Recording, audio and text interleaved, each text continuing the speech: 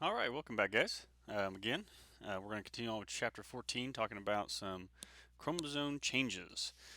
Today's topic is a little short, a little brief, but it's got some pretty interesting facts to it, so enjoy that today. Again, if you have any questions, post in the chat or email me if you think of them later. I was looking over your guys' stuff. You guys look like you're doing a really good job on the assignments. Again, if you have any questions on the monohybrids and how to do those, just email away. I'll be right there. Okay?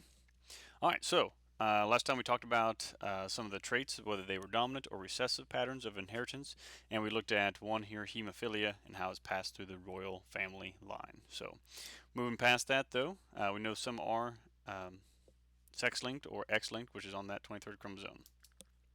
But today, heritable changes in chromosome structure. So again, we're talking about the chromosomes and how some of these changes can affect you or species in general. So, on rare occasions, a chromosome structure changes. Such changes are usually harmful or lethal, rarely neutral or beneficial. Now, we did that whole genetics mutation project, and we saw that sometimes when you have these chromosomal changes, there are a lot of symptoms or things that go along with this. However, if it wasn't for changes to our chromosome or DNA structure, we wouldn't have the speciation that we do today. So there is a lot of failure throughout history when it comes to mutations, changes of the chromosomes. But without those failures, we would never have all these other things that are also good for us. Okay, so just because it says it's bad doesn't always mean it's bad. A segment of a chromosome may be duplicated, deleted, inverted, or translocated, and we're going to talk about each one of those today. So, in duplication, just as it sounds, you duplicate it. So, DNA sequence that are repeated 2 or more times. The duplication may cause unequal crossing over in prophase. So, if you recall, when we talked about the crossing over in meiosis for gamete formation, that the homologous chromosomes will synapse together and form that tetrad. When they are there, they will exchange chromosomal segments or genes, which means basically shuffling the genetic deck or cards for your DNA. Okay, so when we look at this, though, these duplications can sometimes have problems, but sometimes they actually yield pretty positive effects as well. And you're thinking, how is that positive that you have a duplication of a chromosome? In some cases, if you have a gene and it mutates, that's not necessarily a good thing because that could be a valuable protein that you need. But what if you had an extra copy of that gene? Yeah. So if you had the gene and one of them didn't change and it still made the protein you needed, it now leaves the door open for that other gene that is duplicated to become whatever else. So it could be a whole new protein, something brand new, giving you a new ability that other people in the population may not have. So duplications aren't always a bad thing either. They can be quite helpful in the long run. Okay? A deletion, on the other hand, a loss of some portion of a chromosome. This can usually be pretty serious and pretty lethal in most cases because those genes have evolved inside you for a reason. You need them to create some type of protein to do some type of job to keep you healthy and maintain homeostasis. When those genes disappear and you no longer have them, you can't do that job, which means there's some serious health effects usually accompanied with that. An example of this genetic type of mutation is cryogenic, and I believe this is the one where the babies, uh, when they whine or cry, it sounds like a cat. So yes, like a cat meowing at the very early ages. So there you go. You can look into that more if you'd like. The inversion is part of the sequence of the DNA becomes oriented in the reverse direction with no molecular loss. So basically, all you're doing is taking this segment of the chromosome and now flipping it. That's all it is, just flipping it around. Sometimes this can cause a disruption of how the gene is sometimes regulated, how it's read, how it's transcribed, how it's translated. It just depends on how it is inverted and whatnot. And also, we talked about there's the paracentric and pericentric inversions on the chromosome, again affecting one arm specifically, or it affects both arms on the chromosome overlapping through the centromere. So that can also cause some big differences too. Okay? So inversions. Translocation, if a chromosome breaks, the broken part may get attached to a different chromosome altogether. So if chromosome 1 had a little piece break off, it could go and attach to chromosome number 2, let's say. Or it could just attach to itself too in a different location. It's quite possible. So it's just randomly going someplace it's not supposed to be. Most translocations are reciprocal or balanced, which means that two chromosomes exchange broken parts. So if a chromosome number 1 happens to break off a chunk, chromosome 2 may also break off a part. A reciprocal translocation typically occurs between chromosome 8 and 14, and this usually causes the Burkitt's lymphoma, which this one is a very aggressive type of cancer. So you don't want this one in particular. Most of these translocations, though, however, do not negatively affect the individual because you still have the genes in you. They're just now in a different location somewhere. So they can still be transcribed and translated, and that's not the problem. However, it can be a problem when you go to have offspring. So it can affect your fertility as a individual looking to have children one day. If and when you do this, you go through the process of meiosis. You could have a gamete that, once again, you're splitting your DNA into cells, 4 cells that are haploid not identical, so they contain half your genetic information. It is a chance that you could put in a gamete duplications or deletions, which means you don't have enough, which usually results in lethality. If that gamete happens to fertilize or become fertilized in that process, then usually the embryo never makes it to um, living birth. It just dies as an embryo. So this can drastically affect the fertility and the ability to have offspring as an adult. And you may not even know this. I mean, you are perfectly healthy, perfectly fine, doesn't affect you because you still have the genes. But when it goes to making gametes, egg or sperm cells, it can rear its ugly head. This can be very detrimental to couples that are wanting to have children but yet can't. And it seems like there is no explanation of why they can't, but perhaps with some genetic screening and counseling of their DNA, they could actually find the culprit. And it's usually this case sometimes. Okay? So, yes, you may know some people out there that are wanting to have children but yet can't. Um, there are reasons out there that just aren't on the surface. So you have to look a little deeper sometimes into the DNA. So translocation, again, you can see in this picture, this diagram, it's just showing you that, again, a chromosome is breaking off. It still has the exact same genetic information. It's just now on a different chromosome. It does make the chromosomes look a little goofy because they're not necessarily even, but again, the DNA is all still within there. Okay? So chromosome changes in evolution. This is kind of cool.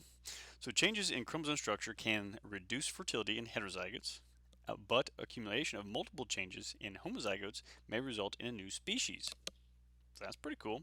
Certain duplications may allow one copy of a gene to mutate, as we said before, and carry out its original function, while the other one, again, has the ability to create something brand new. Example, would you have the X and Y chromosome? They were once homologous autosomes in a reptile-like ancestors of mammals. So what that's saying is, we as humans, we have the 23rd chromosome, the gender-determining chromosome. We have X and Y. Okay, so if you have an X and Y, you're male. If you have XX, you're female. And that determines your gender. However, they're saying that if you go back in history, certain reptiles, they had XX, but yet your gender was not determined necessarily by those chromosomes. It was actually determined by things like the temperature of the environment at the time. And if you are familiar with sea turtles, this is usually the case. Sea turtles, their gender is actually determined by the temperature of the environment around them. So if it's certain temperature, it may be females, certain other temperatures may be males. Cool. But at this time, there was a mutation somewhere along the way, and I think the book says around like 350 million years ago or something like that. So it's a long time ago that this gene mutated. And when it mutated, it was no longer allowed to cross over because, again, it didn't have the right genetic information, which usually would have resulted in lethality of the embryo. So these chromosomes essentially stopped crossing over in certain areas. When it did that and it got passed on, the genes around that gene, that SRY gene or SARI gene, actually started mutating more and more. So as you can see in the picture here, you've got the ancestral reptiles 350 million years ago, and then that SARI gene shows up. Bam. Now, all of a sudden, this area has increased in which no longer crosses over. And as such, it's gotten shorter, lost some information, and that Y chromosome keeps getting a little bit smaller, smaller, and smaller and smaller. And we see that in marsupials, monkeys, and humans. But the cool thing is, some of the marsupials, much older type of species lineage in the evolutionary history, um, they still have a certain degree or area within the Y chromosome that is able to cross over with the X chromosome, so the ends of it. But in monkeys, other primates very closely related to us, theirs is much shorter. And when we get to humans, only the very tips of the Y chromosome are allowed to cross over with X because they share that genetic information. Everything else is once again unique. So there you go, a little X and Y chromosome stuff, and why all this stuff happens, and why this may be different for other ancestral origins. So pretty cool stuff. All right. So autosome pairs again. Just going through this, you can see the images. The SARI gene mutated, and then again the area has increased over time, inhibiting that crossing over, making it more and more unique as the Y chromosome, and then as a result, it has changed over time, and we can see those changes from species to species. All right. So differences among closely related organisms. We know we as humans have 23 pairs or 46 total chromosomes. Chimpanzees, gorillas, and orangutans are very closely related primate cousins there, have 24. So the DNA that we possess, the amount of chromosomes, is quite a bit different. That's a whole nother chromosome, right? Yeah. So how is it possible that they have more or we have less? Scientists believe, that two chromosomes within the human species, somewhere along the way, our way back ancestor, fuse together, kind of like almost like a translocation. Like instead of breaking off, they just still stuck together, but they actually fuse together, creating one chromosome rather than two. So that would make the difference between humans and other primates that have 24. Now, you're thinking, well, okay, that's a simple explanation. How do they really know this? So the book actually goes on to say that they've done studies on our second chromosome, and as they look at the sequence of it, they can actually identify the area of fusion between the two. Why and how? As we know from previous chapters, that on the ends of the chromosomes we have these things that are called telomeres, and it has a bunch of non-coding DNA that helps protect the coding genes on the chromosome. They can actually identify the area on our second chromosome in which there are a bunch of telomere type of sequences embedded right in the middle. It's like a smoking gun saying, I'm right here. Which is really cool when you think about it, that, yeah, you come up with all these hypotheses, but here is some actual evidence to help support that claim, which is pretty neat. So, did it matter that our chromosomes fuse together? Maybe, maybe not. Did it grant us more intelligence? Maybe, maybe not. That's a question that you'll be asked in your discussion boards to see if that actually helped us or did not help us. Okay. Take home message. Does chromosome structure change? Absolutely it does. Okay. A segment of a chromosome may be duplicated, deleted, inverted, or translocated. Such a change is usually harmful or lethal, but may be conserved in the rare circumstances that is neutral or even beneficial to the species or organism. Okay? So some pretty cool stuff out there. Now, just to continue on a little bit here with heritable changes in chromosome numbers. So we can have parts of the chromosome change, but what if you had more or less number of chromosomes, which does happen sometimes. So occasionally abnormal events occur before or during meiosis. And again, meiosis is the formation of gametes, egg or sperm cells. And new individuals end up with the wrong number of chromosomes. So we're supposed to end up with 23 from mom and 23 from dad, 46 grand total. But that is not the case for everybody out there. Consequences range from minor to lethal changes in the form and function. So, polyploidy and aneuploidy. So let's define these two terms because sometimes people get confused. Many flowering plant species and some insects, fish, and other animals are polyploidy. Okay? That means that they have 3 or more complete sets of chromosomes. So you get one from mom, one from dad. All right, complete set. 23 from mom, 23 from dad. They're saying that, let's say this flower got 23 from mom, 23 from dad, and another 23 from mom, and another 23 from dad. That's a lot of chromosomes, right? Yeah. In humans, this hardly ever occurs because it is lethal. So the embryos never are developed. Okay.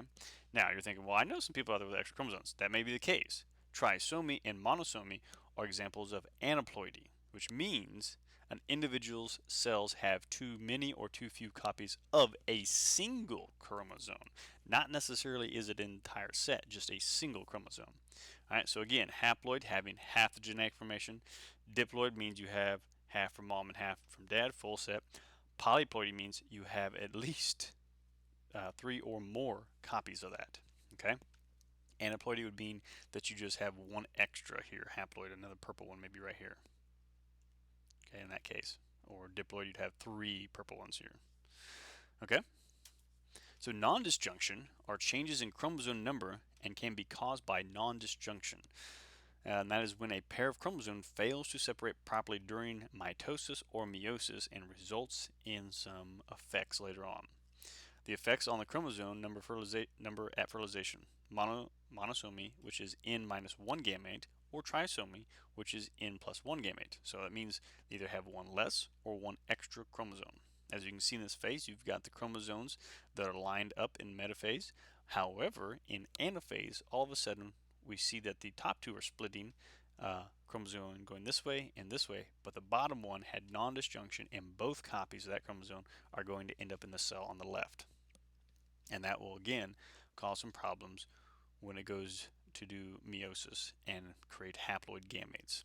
Okay, and if that gamete gets fertilized, they will have an extra copy. Okay, so again, you can see here in metaphase 1, everything's lined up accordingly. Anaphase 1, we have a problem. It's not separating. Those homologous chromosomes aren't. So then we go through. These two gametes do not have enough information, while this one actually has an extra copy of a chromosome that was not needed. Okay.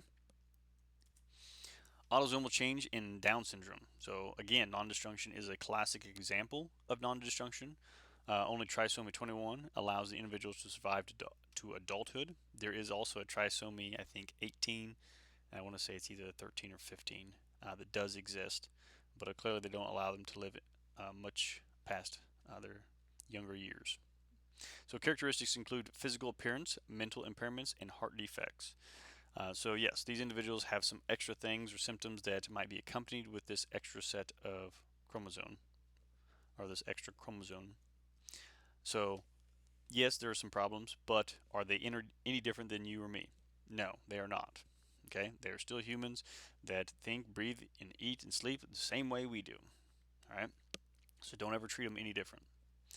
Incidence of non-disjunction increase with maternal age. So what that's saying is you have an increased risk of having a non-disjunction occur in your gametes, especially for females that are 35 or older. The chances are like 1 in 80, which is like 6 times greater than if you were, say, the age of 20 and having kids. So yes, the older you get as a female, the increased odds or risks of non-disjunction happening when you go to make egg cells through the process of meiosis. However, they can be detected through parental diagnosis. So there's different ways to detect whether or not you have the potential or have made an egg with an extra chromosome. Okay, so as you can see in this karyotype here that we've talked about before, trisomy 21 right there, an extra copy, while all the rest of them have at least 1 or 2 chromosomes. That one has 3.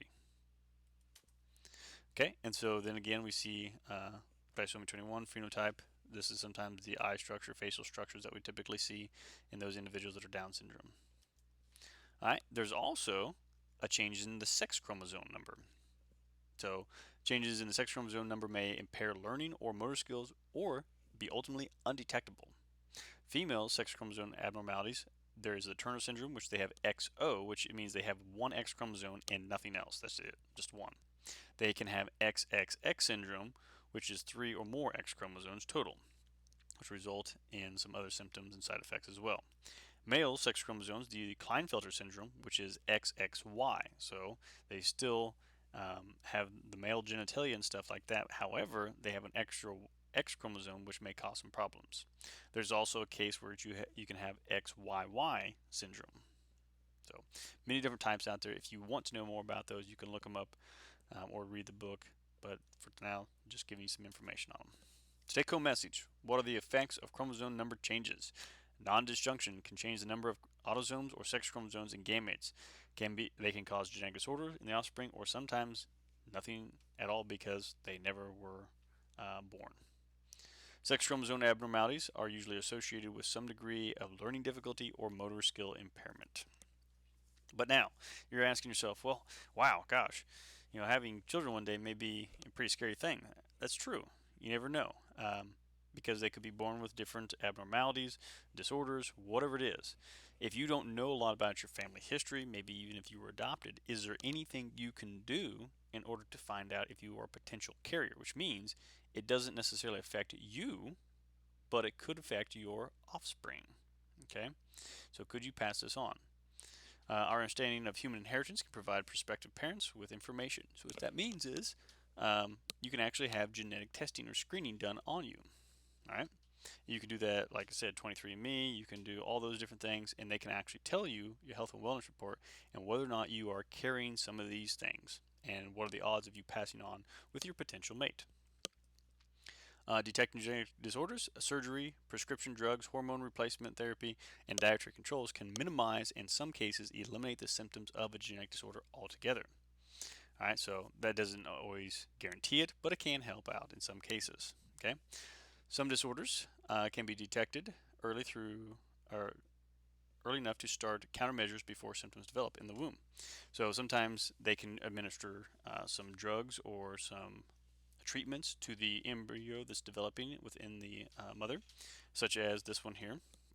I'm not going to say the full name, but PKU, which is a common one that they actually test for and treat newborns for if they test positive for it. You can do the family planning. Try to go back and ask, see if there was any individuals in your family that actually were affected by certain things. Look at karyotypes, pedigrees, genetic testing. Again, like I said, the 23andMe and stuff like that. Information is used to predict the probability.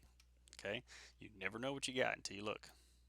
Parental diagnosis. An embryo or fetus is tested before the birth to screen for sex or gender genetic problems. So non-invasive techniques include oscillosteric sonograph, which you can do the ultrasound. They can look at stuff. They can do like a 4D or 3D type of thing, which we'll take a look at some pictures here, and they can actually see if they have these certain features or whatnot, and if they need to go in and do something. They can do the fetoscope, amniocentesis, the chronic villus sampling, which sometimes they can do too. But again, these are some measures that can be risky, but at the same time can also help the potential offspring in the long run. So that's what they're doing and why they're doing it. So again, conventional ultrasound, you can see quite a few features, believe it or not. The 4D ultrasound, you can get a pretty good look. So a lot of parents will do this just to kind of get an idea of what the baby looks like before it's born. But they also do this sometimes to see if there's any defects that they may have to go in and actually do surgery on before the baby's born. So they can do that. The fetoscope, they can actually go in there and look at it again.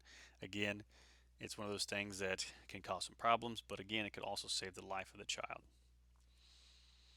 You have the amniotic sac. Sometimes you hear about this. If they want to do further testing, they can take a sample of the amniotic fluid, which can actually do some genetic testing, which means like the baby here, as it's growing, will slough off cells, and that cells will be in here, and they can get that fluid and get the cells, test the DNA to see if there's anything that they need to be aware of as the baby progresses into that full-on embryo. Pre-implantation diagnosis. Some couples may be at a higher risk of having a child with a genetic disorder. You may do the genetic testing like, hey, wow, it says I've got this, this, and this, but there's a chance I don't. You could do the in vitro fertilization, which again, you have to go and pay for this, but they will take a egg or sperm cell from you. They will basically culture that in a lab to create a embryo, and it goes through the process of mitosis, creating about 8 or so cells. And once they got those 8 cells, they take one of those cells, they run a DNA test on it to figure out, if there's any problems. They can tell you if it's male, female, if it has this, this, and this. And if it's healthy, and they say, yeah, this is healthy, you have the option to potentially implant that into the mother and create your offspring that way. So, would it cost some money? Probably yes. Yes. You're going to have to shell out quite a bit of money probably for that, because there are some pretty technical techniques and laboratory measures they have to do that. But again, there's no guarantee it'll work either. So you may be out a lot of money even though you tried. Okay, but if that's the best route for you to have children of your own, then by far, yes, do it. Okay. All right. So take home. Oop, missed that one. That's what the after embryonic development after 3 days or 3 divisions would look like. Just a bunch of cells, stem cells. They are not heart cells, brain cells, or anything. They're just taking one of those to determine the genetic testing of the child. Okay, take home message. How do we use what we know about human inheritance? Genetic testing can provide prospective parents with information about the health of their future children. Okay, so if there's any questions, go ahead and post them in the chat now. If not, I'm going to go ahead and post all your stuff, your lecture quiz and discussion board today. Again, if you haven't checked out the monohybrid that I posted on Tuesday, check that out. See if you got any questions. If you do, like I said, just email me.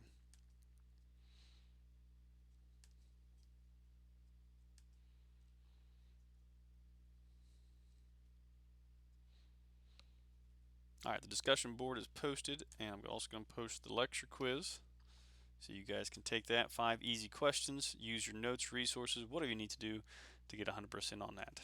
Okay?